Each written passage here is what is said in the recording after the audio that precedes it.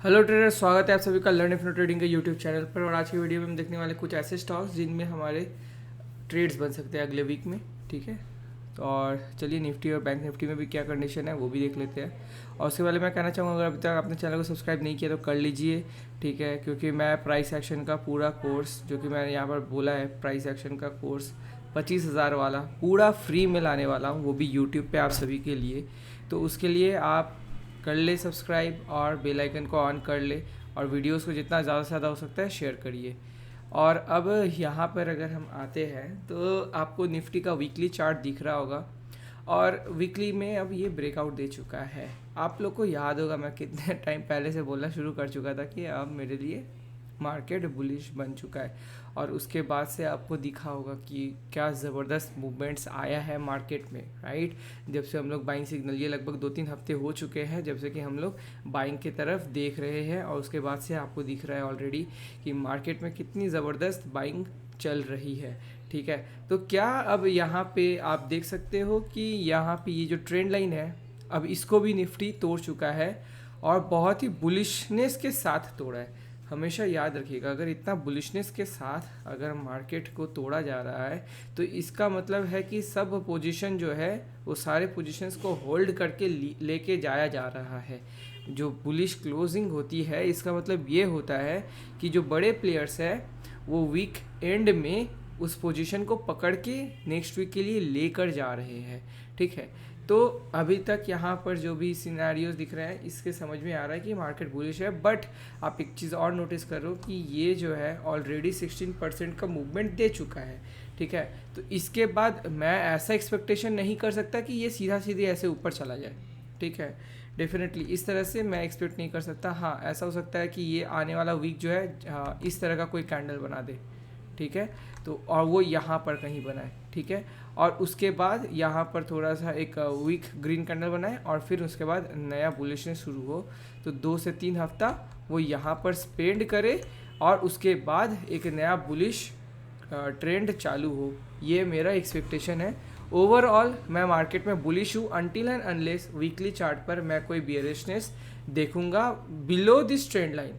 ठीक से समझिएगा, बियरिशनेस देखूंगा बिलो दिस ट्रेंड लाइन, तब जाकर मैं बियरिश का थॉट प्रोसेस लाऊंगा और उस हिसाब से एक्शंस लूँगा। बट अदर देन दैट मेरे अभी जो भी ट्रेड है, पोजीशंस है, आपने अगर देखा है तो सारे बुलिश है। ठीक है, और मोर ओवर हमारे रिलायंस का ट्रेड भी अब बुलिश हो चुका है।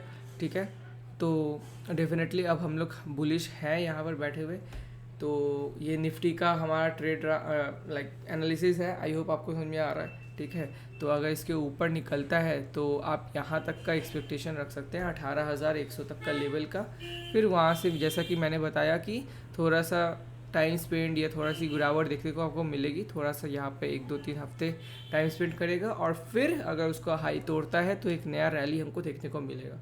बाय द वे, अभी हफ्ते 2 हफ्ते के अंदर हमने ऐसे कई सारे मल्टीपल ट्रेड्स लिए हैं जहाँ पे हमने 130%, 78% रिटर्न बनाया है। ठीक है, विप्रो पे बनाया है, इन्फोसिस पे बनाया है। ठीक है, निफ्टी के ट्रेड्स पर बनाया है। तो अगर आप चाहते हैं कि उनका भी ब्रेकडाउन मैं आप सभी के साथ शेयर करूं तो आप नीचे कमेंट सेक्शन में लिख दीजिएगा विप्रो एंड इन्फी। तो उस हिसाब से मैं उनके जो वीडियोस है एनालिसिस के साथ लेकर आऊँगा। ये ऑप्शंस पे मैंने किया था, आई गेस एक में 130% और एक में 70-75% का रिटर्न जनरेट किया है हमने। तो वो दोनों के ऊपर मैं आप लोग के लिए वीडियो ले आऊँगा, तो नीचे कमेंट सेक्शन में ज़रूर से आप बता दीजिएगा। अब चलते हैं बैंक निफ्टी की तरफ कि बैंक निफ्टी में क्या हो रहा है वो देख लेते हैं।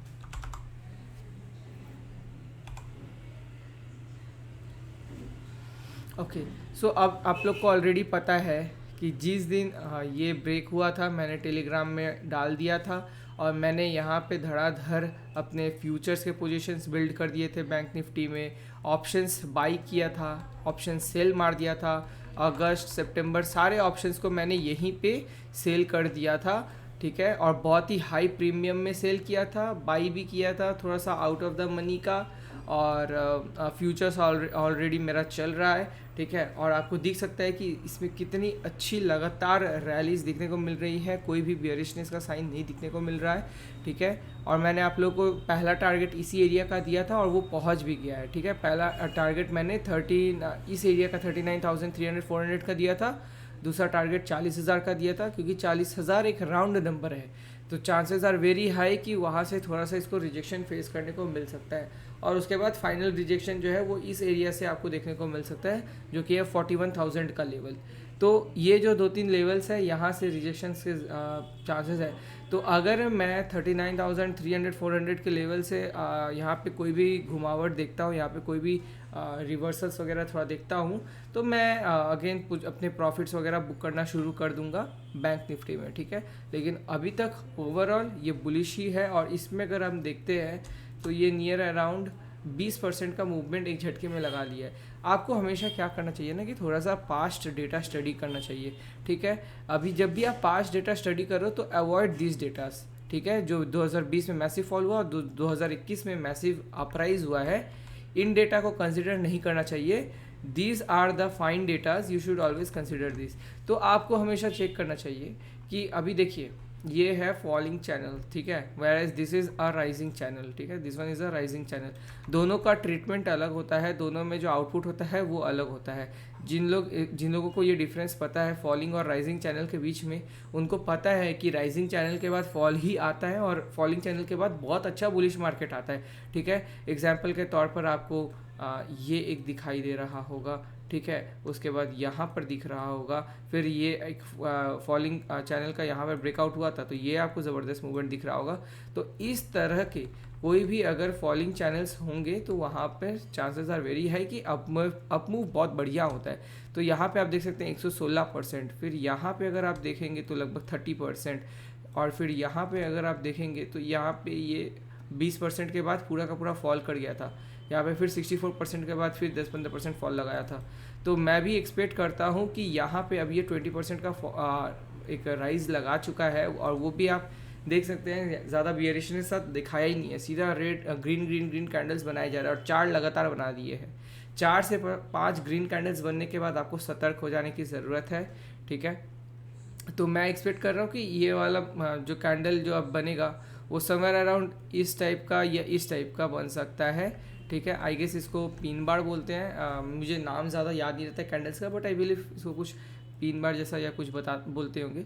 तो उस तरह का कोई भी कैंडल बनेगा तो आप लोग यहाँ पर सतर्क हो सकते। तो ऑब्वियसली अभी क्योंकि मैंने अपना यहाँ पर बुलिश व्यू दे दिया था और मैंने यहाँ पे पोजीशन बिल्ड किया था और सबको बताया था, आप लोगों ने अगर किया है तो आप ज़बरदस्त प्रॉफिट पे हो गए, अगर नहीं किया तो अभी यहाँ पर पोजीशन बिल्ड करने का कोई रीज़न नहीं है। आपको एक चीज़ समझना पड़ेगा, आप बैंक निफ्टी में कैश मार्केट पे ट्रेड तो कर सकते हैं नहीं, आपको करना पड़ेगा तो फ्यूचर्स एंड ऑप्शंस में करना पड़ेगा। फ्यूचर्स एंड ऑप्शंस के साथ कैश मार्केट का डिफरेंस यही होता है कि कैश मार्केट जो है वो आपको बहुत ही बैडली इम्पैक्ट नहीं करेगा अगर आपकी एंट्रीज जो है वो एकदम राइट स्पॉट पर ना हो, ठीक है। लेकिन फ्यूचर्स एंड ऑप्शंस में अगर आप एकदम एग्जैक्ट राइट स्पॉट पे अगर एंट्री नहीं बनाते हो तो आपका एसएल अगर ज़रा सा भी बड़ा होगा तो वो आपके ट्रेडिंग को बैडली इम्पैक्ट करेगा, आपके पोर्टफोलियो को बहुत डैमेज कर देगा। तो अगर आप प्रोफेशनल ट्रेडिंग कर चुके हो, ट्रेनिंग ले चुके हो और उसके बाद फ्यूचर्स एंड ऑप्शंस करते हो, आपको पता होगा कि फ्यूचर्स एंड ऑप्शंस के मामले में आपका एक कैंडल भी बहुत ज़्यादा इंपॉर्टेंट रोल प्ले करता है और वहाँ पे आप एक भी ट्रेड को गलत एरिया में एंट्री नहीं कर सकते। और यहाँ पर इसलिए मैं आपको एंट्री करने मना करूँगा और सजेशन भी नहीं दूंगा। अभी इसके साथ चलते हैं, अब जो भी स्टॉक्स हमने इस हफ्ते के लिए देख के रखे हैं उनके तरफ। तो नाइका आई अंडरस्टैंड कि आप लोगों को पता है कि नाइका लगातार फॉल कर रहा है, लेकिन अगर आप नोटिस करेंगे तो सबसे पहले मैं ये आप लोग के लिए हटा देता हूँ। तो अगर आप नोटिस करेंगे तो ये फॉल के बाद ना यहाँ पे एक बहुत ही लंबा कंसोलिडेशन हो रहा है। अभी ये कंसोलिडेशन क्यों होता है आपको समझिए, या तो एक्यूमुलेशन हो रहा है या तो डिस्ट्रीब्यूशन हो रहा है, दोनों में से कोई एक सिनेरियो ही होने पे ये जो है इस तरह का धीरे धीरे जो आपका ट्रायंगल पैटर्न जैसा फॉर्मेशन हो जाता है, यानी कि धीरे धीरे जो है मूवमेंट्स घटने लगती है। जब धीरे धीरे मूवमेंट घट जाती है तो उसके बाद होता है ब्लास्ट। एग्जाम्पल के तौर पर यहाँ पर आप देखिए, धीरे धीरे पहले मूवमेंट इतनी सी थी, फिर घटा, फिर घटा, फिर घटा, और उसके बाद ज़बरदस्त ब्लास्ट, राइट।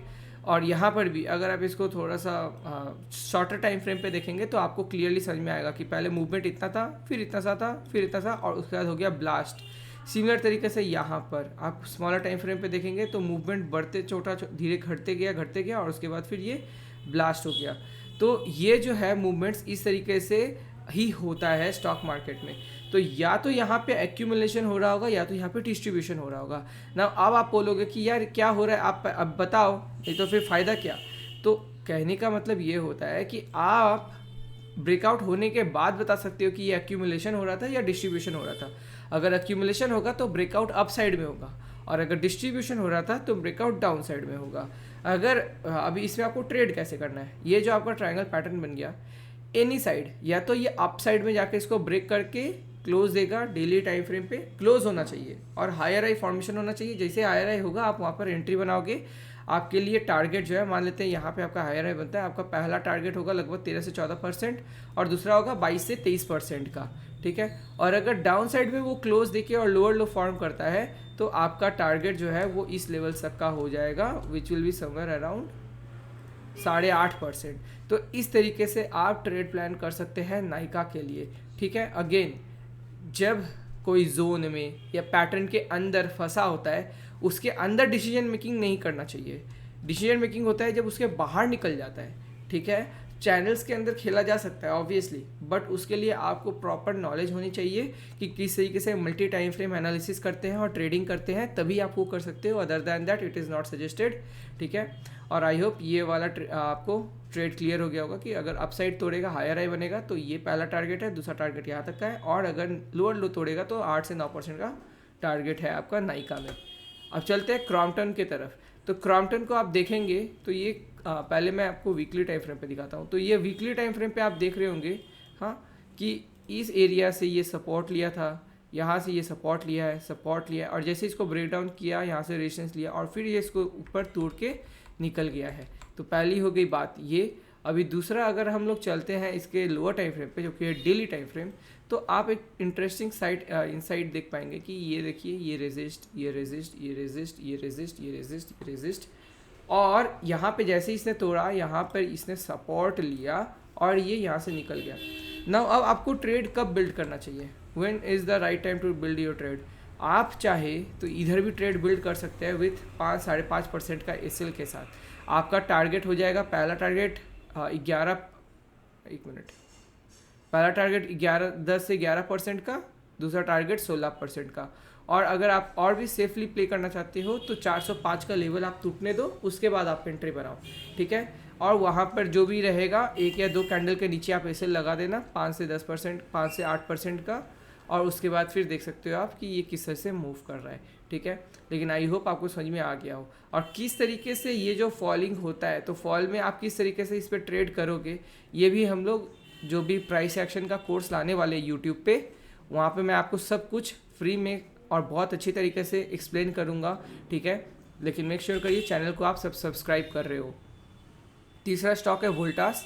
वोल्टास में आप देख सकते हैं कि ये इसी एरिया पे मल्टीपल टाइम सपोर्ट लिया था, और अभी दोबारा से ये यहीं पे सपोर्ट लेकर ऊपर निकल चुका है। नाउ अगर वो इस एरिया पे 978 एरियाज़ पे अगर रहता, 975 के एरियाज़ में, तो मैं आपको कहता कि आप एंट्री कर जाओ 4-5% एसएल के साथ, आप 8-8.5% का टारगेट प्लान कर सकते हैं।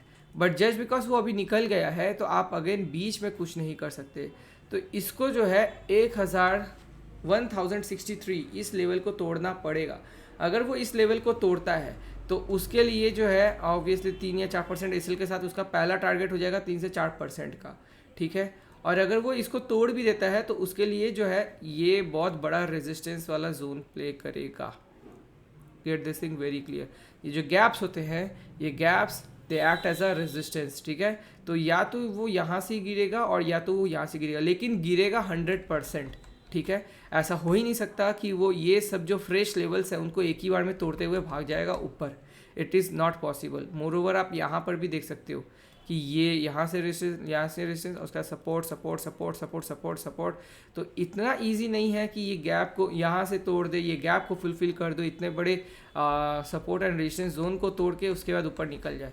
तो आपको यहाँ पर जो है 1:1 का ही ऑलमोस्ट ट्रेड मिल सकता है ये एरिया पे। उसके बाद जब इस एरिया को वो तोड़ देगा तो आपको अपसाइड में फिर 7-8% का मूवमेंट देख सकने को मिल सकता है वोल्टास में, लेकिन टिल देन आपको यही प्लानिंग के साथ चलना पड़ेगा। और लास्ट है क्यूमिंस इंडिया। ना क्यूमिंस इंडिया थोड़ा सा इंटरेस्टिंग स्टेज पे है, 2015 के बाद अब ऑल टाइम हाई पर है। ऑल टाइम हाई वाले स्टॉक्स मैं बहुत अच्छे रडार पे रखता हूँ। क्यों? क्योंकि आप समझो कि एक kind of cup and hand मतलब कप पैटर्न का जो है ब्रेकआउट है, ठीक है। कप एंड हैंडल अलग होती है, कप पैटर्न अलग होती है। तो ये कप पैटर्न है, कप पैटर्न का ब्रेकआउट हो रहा है। और जब भी ऐसा ब्रेकआउट होता है तो आप देखिए क्या होता है।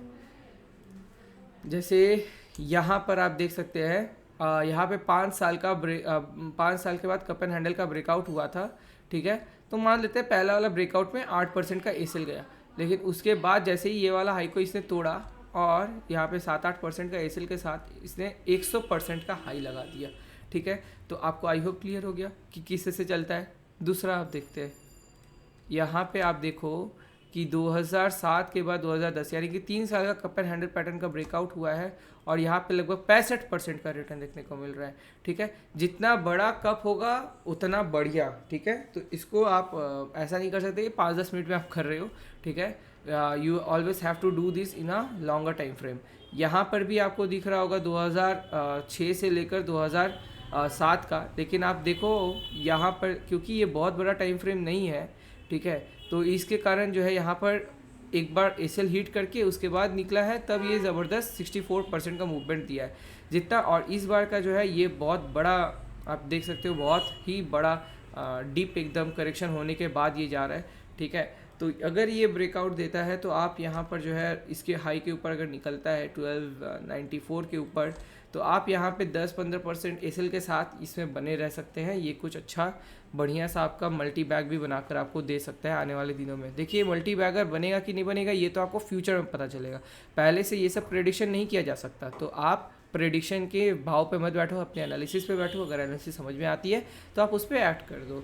तो आई होप आपको समझ में आ गया को Nifty, bank Nifty, Nykaa, Crompton, Voltas और क्यूमिंस इंडिया में मेरे क्या व्यूज़ है।